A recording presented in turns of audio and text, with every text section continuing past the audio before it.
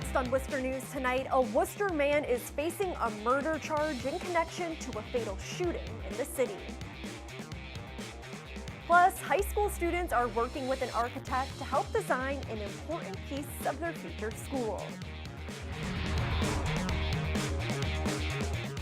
Good evening and thanks for joining us. I'm Olivia Lemon. Tonight, a Worcester man is behind bars. The 26-year-old was in court today to face a murder charge in connection to a fatal shooting earlier this week.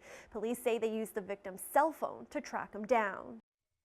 26-year-old Devon Rivera tries to hide his face in court Wednesday. He is charged with murder in connection to a man found shot in a car on Russell Street this week.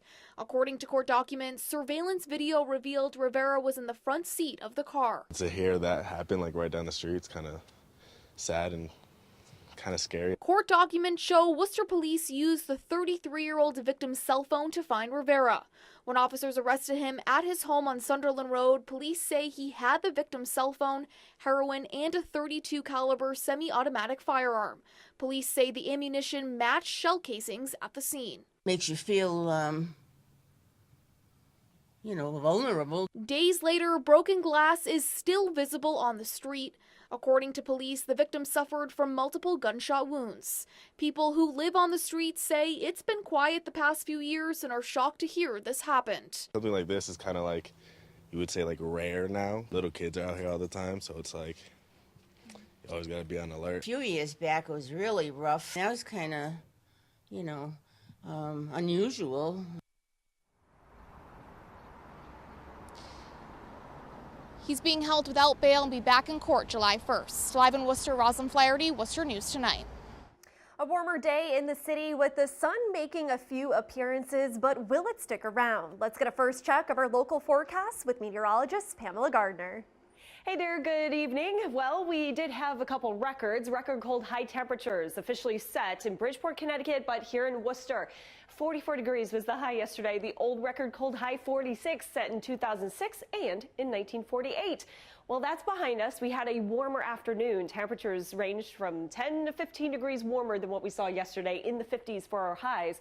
But just as quickly as this last system moved out, well, we have another system lining up to our north and to our west. That's going to bring in more clouds overnight tonight, a chance for a sprinkle, and even a chance for an isolated shower going into your Thursday morning forecast. And overnight tonight, the time continues, 3:15 in the morning snapshot, a little downpour briefly across Worcester County. No washouts the next several days, but it does stay unsettled.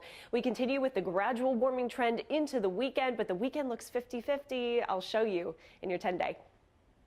All right, thank you, Pamela. For the first time in decades, a preliminary election is needed in the race for the Worcester School Committee. There will be a preliminary in the City Councilor at Large. Both feature more than a dozen candidates vying for 6 seats, and it should make for a very busy election season in the city. Our Brittany Schaefer spoke with candidates today and joins us now with more. Brittany.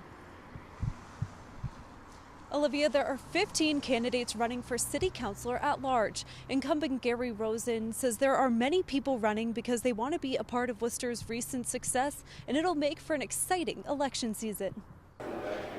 The race for City Councilor at Large is drawing a crowd. 15 candidates are vying for 6 seats, meaning there will be a preliminary election. Former 6-term councilor Rick Rushton says he's not surprised. They see good things happening with positive momentum. They want to be a part of the process. Rushton says if the new prospects put in time now, knock on doors, and meet the community, an incumbent could lose their spot. Some people have been in a long time and they want to see potentially a new voice. Not saying that the incumbents are doing a particularly bad job, but you bring a new voice, a different perspective, good things can happen. 22-year incumbent Gary Rosen is no stranger to the process. He says he knew it was going to be a full ballot and has already started campaigning. There might be 2 new councils at large, and it means Gary Rosen and all the incumbents have to work hard, as do all the challengers too. So it's going to be an exciting election season. I've been out there already for about 5 different weekend trips, but they do expect to see me out there in the street corners,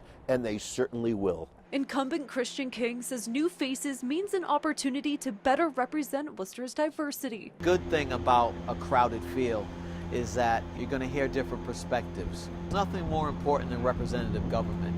We need those folks, we need those voices heard, and they need to be reflected in our elected representation. Former District 1 Councillor Tony Economou is jumping back in the race in hopes of representing residents citywide. It was just to give the people another option, another voice, consistency, maybe a voice of reason on the council, and we'll be stepping it up now. With the nomination paperwork in, Rushton says this is where the work really ramps up. You hit the streets in the dog days of summer. That's the key. So it all starts now. It starts now. Now there will be at least one new face filling Constantina Luke's empty seat. The preliminary election will take place September 10th. Brittany Schaefer, Worcester News Tonight. The American Red Cross has less than a 2-day supply of type O blood available for emergency rooms. It's the blood group needed most by hospitals. The Red Cross says they are facing a critical shortage and urging eligible people to donate blood. There are just 6 units of type O blood available for every 100,000 people, but at least 14 units are needed every day. Type O positive blood is the most transfused blood type and is also critical in trauma situations. Donor, so anyone who, if there's a trauma situation where there's just not time to take someone's blood and figure out what type they are, doctors are going to reach for O negative because the body won't reject it. And the Red Cross is also giving away $5 Amazon gift cards to anyone who donates type O blood through June 10th as a small way to say thank you. An almost $3,000 donation will help the Groton Police Department start up its canine program again. Students are working to raise more money for the fund and say they are happy with what they have received so far. The department says canine officers play a huge role for departments. Our Gretchen LaRosa joins us now with the story. Gretchen. Olivia, Groton Police lost a valuable member of their department back in December. Now local students are raising money for a new canine to fill her role. Groton Police Chief Michael Luth says the canine program is an essential tool for the police department. Canine gives us the ability to search for people, to detect narcotics, and find lost people in a much more efficient way than we would be doing it with just manpower. Last year, their canine Lola lost her battle with cancer. Students from the Lawrence Academy noticed how much she meant to their community, and they wanted to do something to give back. People were like, Lola meant so much to us, or Lola reminded me of my dog, or so I just think it impacted people personally. So we kind of got together as a group and started making posters. We made some wristbands and just getting the word around school. It brings that kind of a homey feeling, I guess, to the town. I mean, you see some of these bigger German Shepherds, you see some of the smaller dogs like Lola was. It's that extra bit of backup.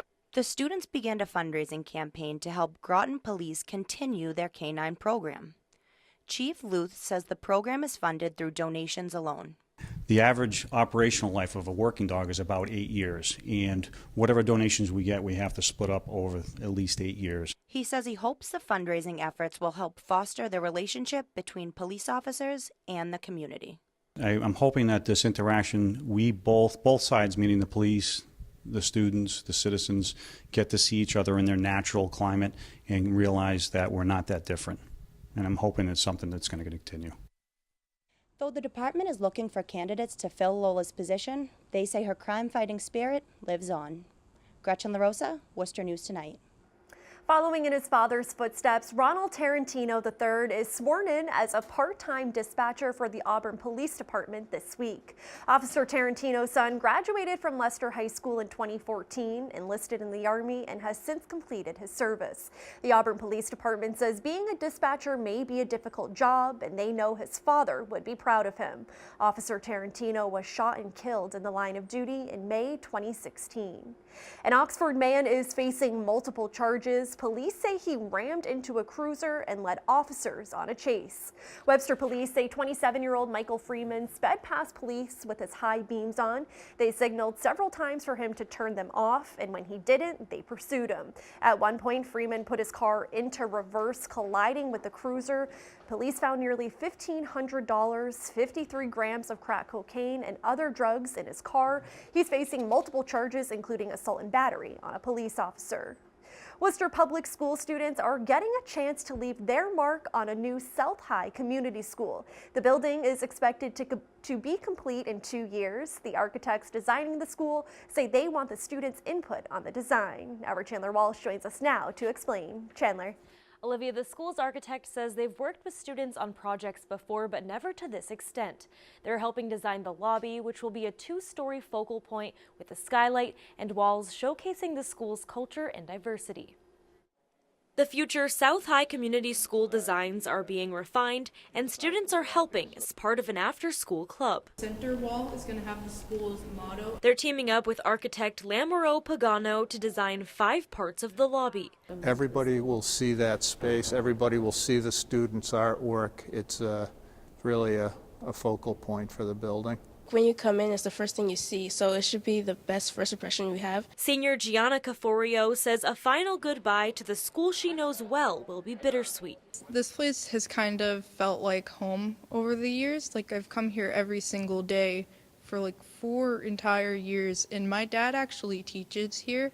So growing up, we'd always come visit him. But she's happy to leave her mark on the new school, even though she'll never attend it. This is something that hasn't really been done before, and it's going to be making a lasting impression. This group is in charge of the history wall, which will include artifacts like letters from former student and father of modern rocketry, Robert Goddard. To inspire students with stuff that students from the past have done and have them understand where the schools come from. They're also learning real-world skills like how to present, working with design consultant Design Veritas. To be the liaison with the students and to see how they start thinking about, what's given to them, their challenge, and then what their ideas are and how they start to develop it. And it's been great. Art teacher Ben Badu is the club's advisor and has met with them twice a week since the fall. He says the project is rewarding. They've done really well. I saw them from the beginning and I've seen how much they've grown, and I'm just so proud of them. The school's foundation is going in now. They're aiming to have it all complete in 2021. Students will continue helping to design next school year as well. Chandler Walsh, Worcester News Tonight. The Blackstone Heritage Corridor is giving more people the opportunity to bike on their trails. They're partnering with nonprofit All Out Adventures and the Department of Conservation and Recreation to offer rides for people with physical or cognitive disabilities. Specially designed bikes give riders who haven't been on the bikeway or even on a bicycle the unique opportunity. This enables them to get out a lot of times under their own power on the bike path, and wheels allow that sense of access and that sense of just being out, going down the path, being along the river, out in the woods. Angela Sweat was hit by a car when she was 16 months old, leaving her with limited mobility. She's biked 2 times with the help of a volunteer. I mean, my hair was blowing in the wind. People were walking by, saying hi, you're doing a good job, they're cheering me on, and it's just a thrill, just to know that people care. And there will be more rides in Worcester on Saturday and at Blackstone River Greenway next Wednesday.